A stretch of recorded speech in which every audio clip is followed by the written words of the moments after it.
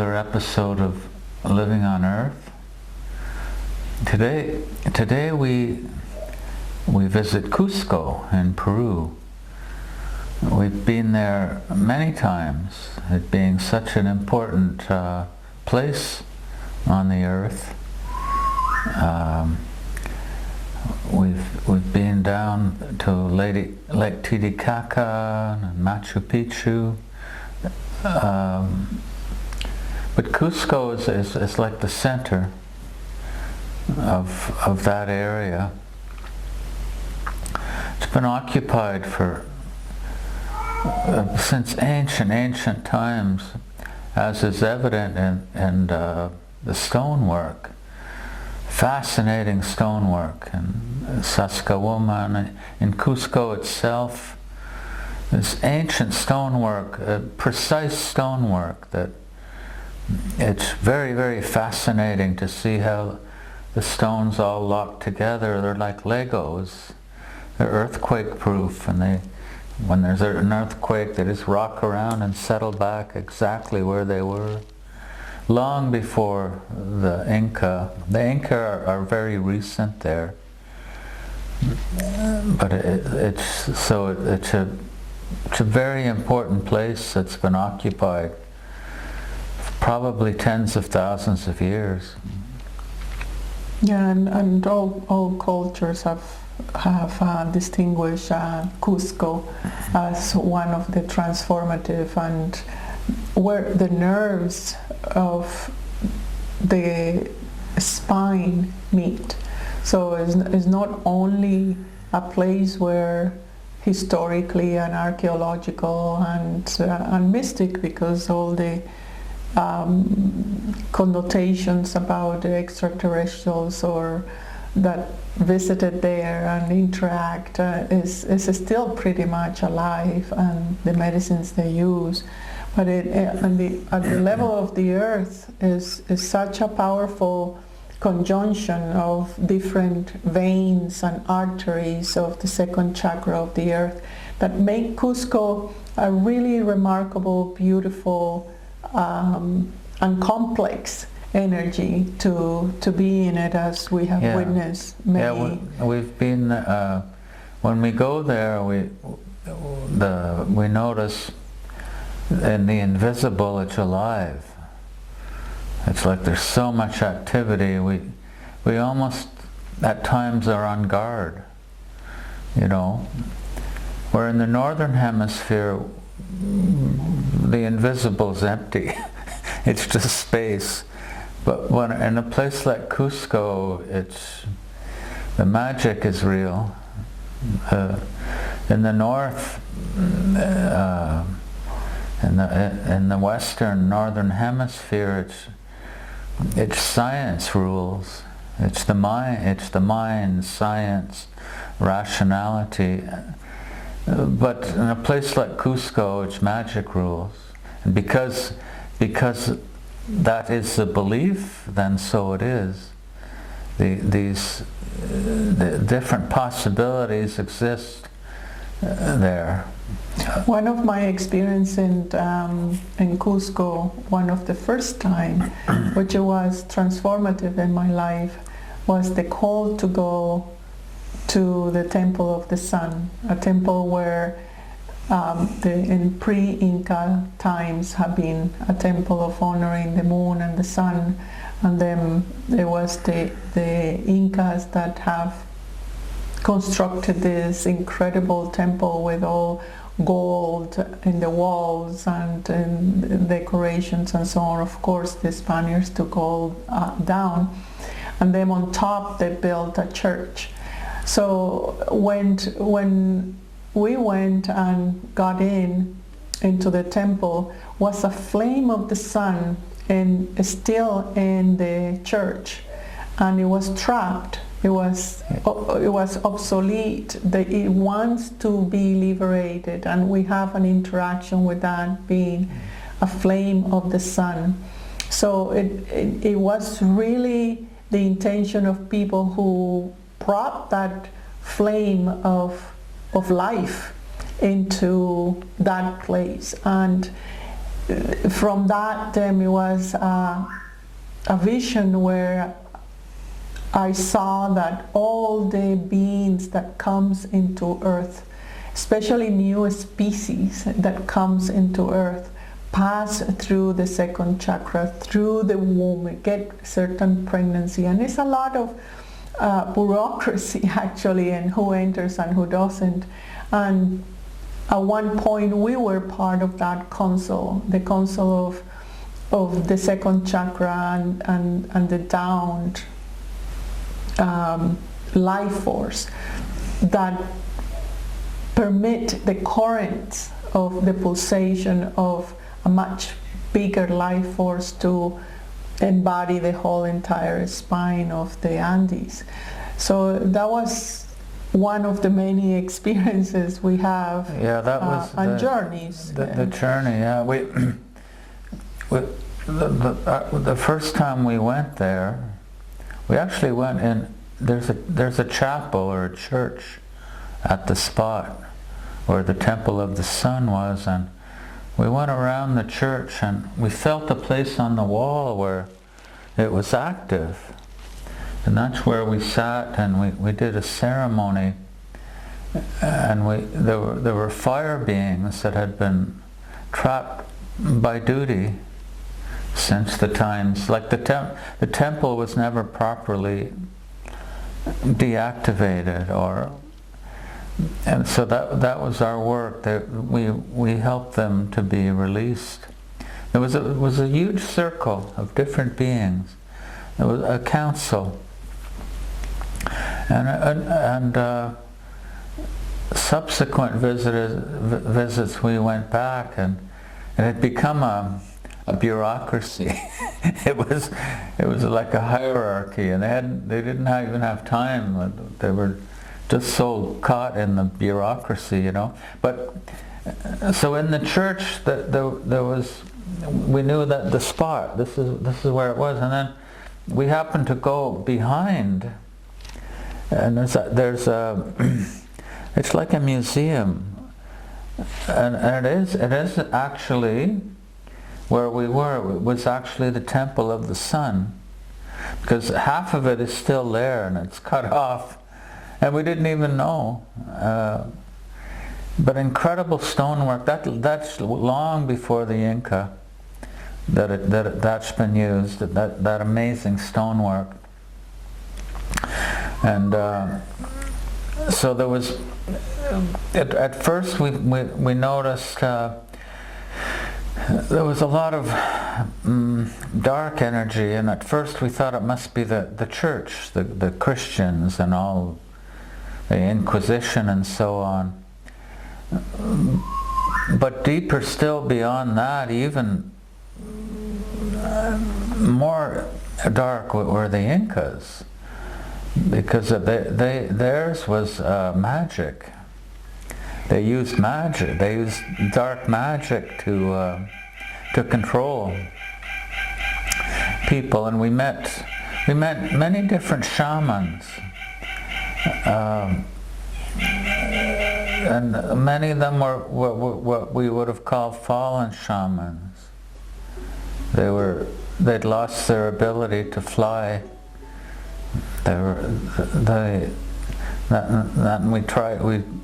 We had done different ceremonies with them too. It seems the energy of when we were in the Temple of the Sun was these flame beings in there, and then right behind, as you say, on the wall were all these shaman, one Hipólito, I remember, and he was entangled in the drinking, but at the same time he was really facing the temple, trying to worship what he felt he was lost, and it was lost because they didn't rise with consciousness. It was all about power, and the Incas was power thirst. So it was the church, and then the pure energy that place had at one point. and I still have it. I mean, in the journey, we can see I still have that power of life within, but it's so feminine, it's so, it have the illusion, it have a lot of walls that we need to pass, and it can hit you.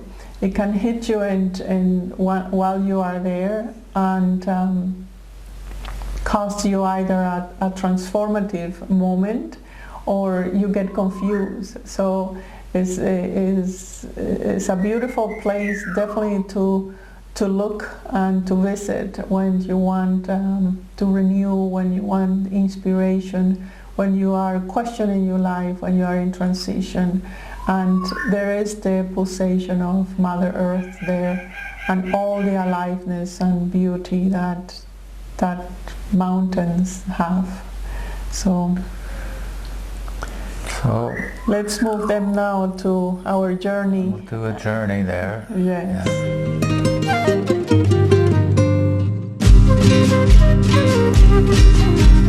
When we talk about certain places like Cuzco, which is meant to be the second chakra of the earth, or all around, there is the Lake Titicaca, there is centers of the Incas that have been there.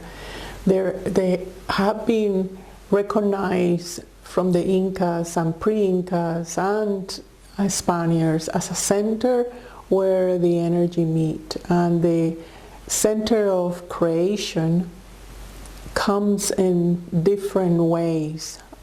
Very, very bad, where you can see all your shadows, and the people who live there have perhaps lost some of the deepest meaning in their life, or it can be very renewed energy. It's just like traveling into the womb, and there are certain places into the same kind of quality of energy in the earth, like we were seeing the other day in the episode of Varanasi, kind of the same energy of renewal, but in here is not masculine, it's totally feminine. And with that femininity, there is a series of energies that meet from the humans, from the elementals, from extraterrestrials. They all meet there as a way of wanting to enter as a soul the planet. So it is, in my experience, in that area where there is I won't say institution, but there is a place where the meeting of who enters the planet and who doesn't enter the planet and who departs the planet, it really is the womb, is the Pachamama. That's what is the natives call that earth, and the Apus, which are all the different elementals of that place. So Cuzco, when you go to Cuzco, which is actually a very popular destination for soul encounters, so people who want to have some meeting with their own self. If you go to Cuzco, is either you're going to have that encounter with your own the zone power, or you are going to get empowered. It's either of two. And so is the resonance of the earth give their inhabitants the same kind of polarity. So it's a moment where you need to stop and really be honest and see why you want to go to a place like that, not only Cuzco, but any place on earth where energy is gathered together. Now, since Cuzco and that area is part of the second chakra of the earth, you inevitably are going to meet libido. You're going to meet the kundalini of earth. You're going to meet the new acceleration, changing, that you come and say something radical and deeply changing me. I feel much more power within me. So it's a place where the energies are, the good energies, the constructive energies are kind of hidden because they have been misused by the Incas, and a lot of misuse and terrible things that happen in that place as well, in terms of oppression. So you need to go very lucidly, and you need to go with very clear intentions and very boldly. You have to come with your own power. If you come with a sense of no responsibility, of that you are not empowered or you are not in your power, I assure you that it will be forces there that it will take you and deviate you, and you will not know what is it that you are really truly are doing. So the emanation of this beautiful place is surrounded by all the living mountains. Like when you see the mountains, they're just alive. They talk to you. There are no other mountains I have seen around the planet that have the same kind of aliveness. And it's being recognized by the Incas. There is the Machu Picchu, by the Spaniards, where the capital of Peru at one point. And historically, pre-Inca also have been a place of gathering, where the Temple of Sun have been there, the Temple of the Moon, and it's a conjunction where you can see, accordingly to the Incas, the whole entire galaxy. So it's in the crib of the hips of the earth. It's that beautiful. And with that is that feminine possibility of renewal and change. But also there is in that place the deviations and the illusions and the things that, if you are not truly sincere, can take you to a direction that you don't want to go.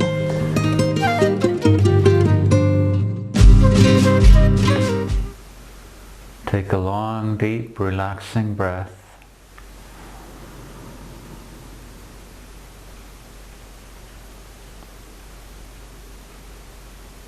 And exhale.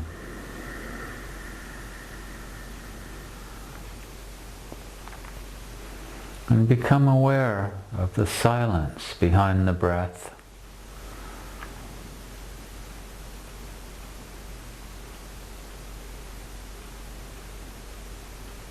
And exhale, and continue long, deep, relaxing breath.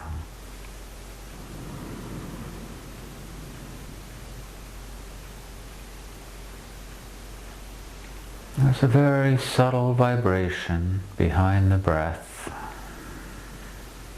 taking you deeper.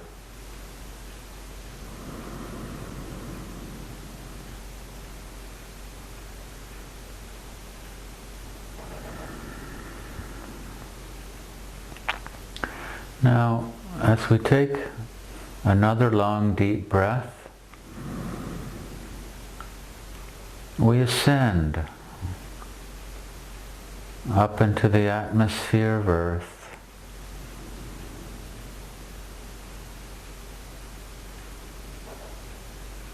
And we look down at South America, in the Andes, in Peru. And as we exhale, we descend to that spot.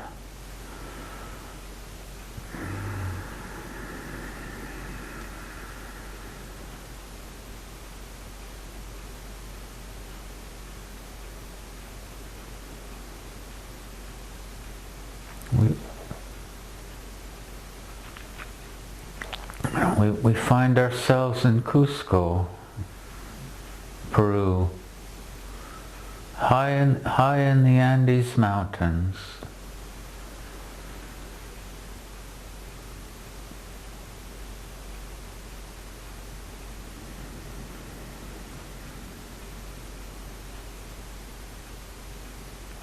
And we become aware there's much activity here.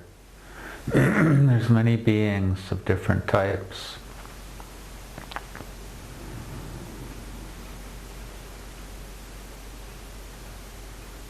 And there is a vortex, a spiraling vortex.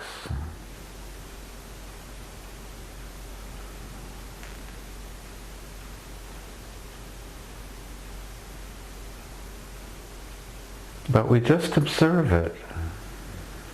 We don't get involved.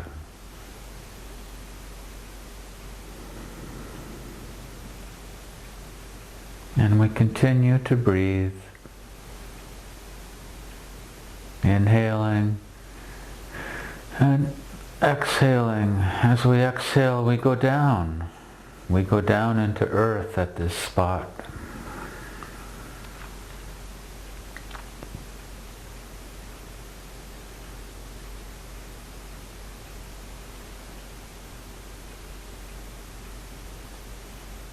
And we become aware that there's many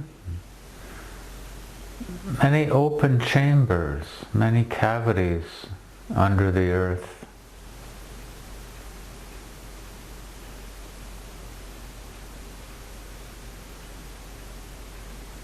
Some are filled with water beings.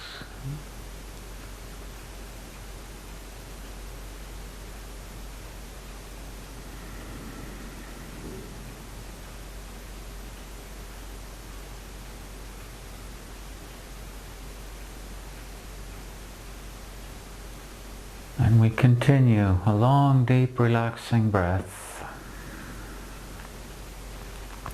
And we exhale, going deeper still.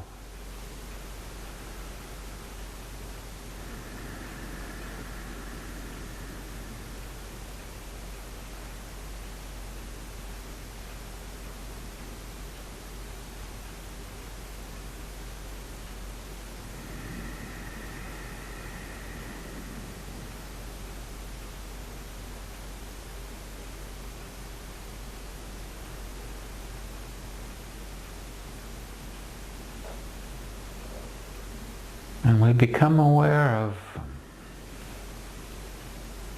a beautiful shape,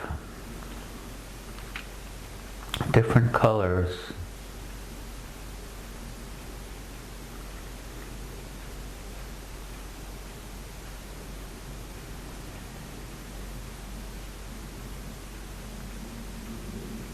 And it's forever shifting and changing.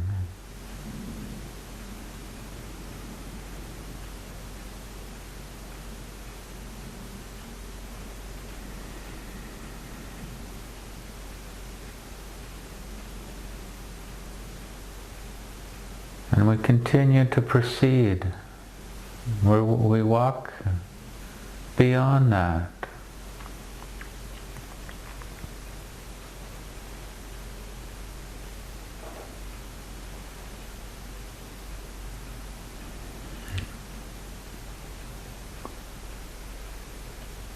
And the ground under our feet is on a very steep angle. It's so steep, and now it's completely vertical.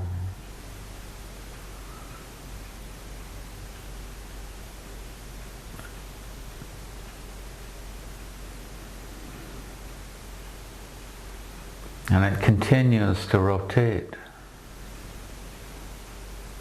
It's this rotating vortex. It's turning. And somehow we stay in the middle and proceed.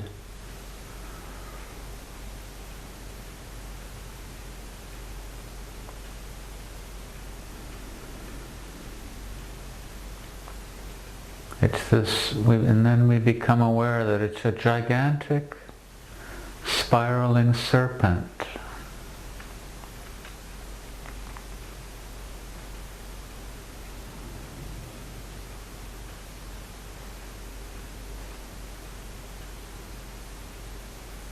The head is more like a dragon.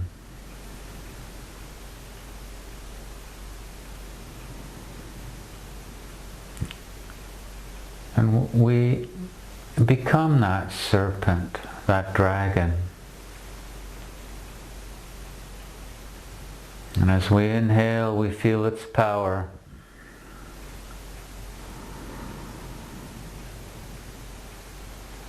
This powerful dragon of the underworld.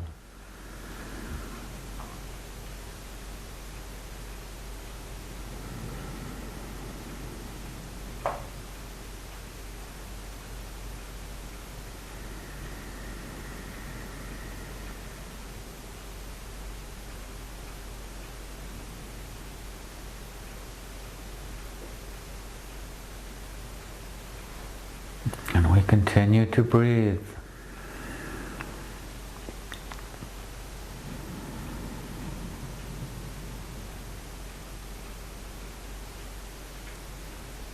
And we inhale into our cells the medicine of this dragon.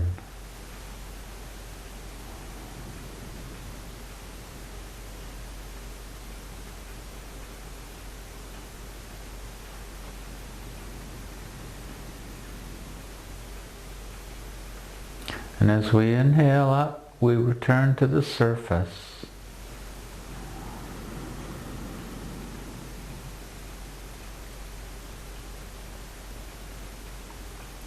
And exhale, returning to the body.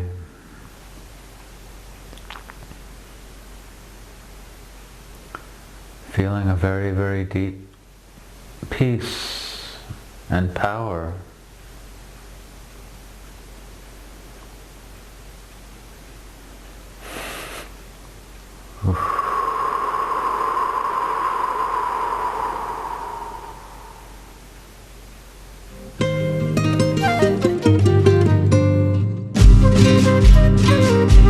It was a simple and deep journey. It was deep, yeah.